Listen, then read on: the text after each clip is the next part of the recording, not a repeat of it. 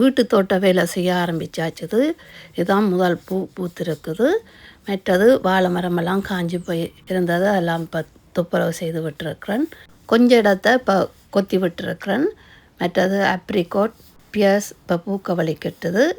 செரி மரம் இன்னும் பூக்கையில். கத்தரி விதை மிளகாய் விதை எல்லாம் போட்டு இப்போ முளைக்க வலிக்கட்டுது. ஆனால் அது ரெண்டுலேயும் எது கத்தரி கண்டு மிளகாய் கண்டுன்னு எனக்கு தெரியாது. கொஞ்சம் பெருசாக வந்த பிறகு தான் தெரியும். என்னென்னா எழுதி ஒட்டையில் பொன்னாங்கானி கீரைன்ற இந்த தண்டுகளையும் வெட்டி தண்ணியில் வச்சுருந்தேன்னா இப்போ எல்லாம் வேர் விட்டு முளைச்சி வந்துட்டுது. கறி சமைக்கிறதுக்கு சவ் வாங்கி கொண்டு வந்திருந்தேன்னா அதுண்ட விதையத்தான் இதில் நட்டுருக்கிறேன். வெட்டும்போது விதை உடைஞ்சிட்டுது. இருந்தாலும் சும்மா நட்டு பார்ப்போம்ட்டு நட்டுனான். இப்போ முளைச்சி வந்துட்டுது. மிளகாக்கண்டு சுரக்காய் மற்றது அவரைக்காயெல்லாம் 2ஆம் மாதமே நான் முளைக்க வச்சிட்டேன். அந்த கண்டுகள் தான் இது போஞ்சிக்காய் இப்போ தான் முளைக்க வலிக்கிட்டுருக்கு. அந்த அவரைக்காயுமே கறிக்கு வாங்கி கொண்டு வந்தது தான். அதில் இருந்த விதையை எடுத்து காய விட்டு முளைக்க வச்சிருக்கிறேன்.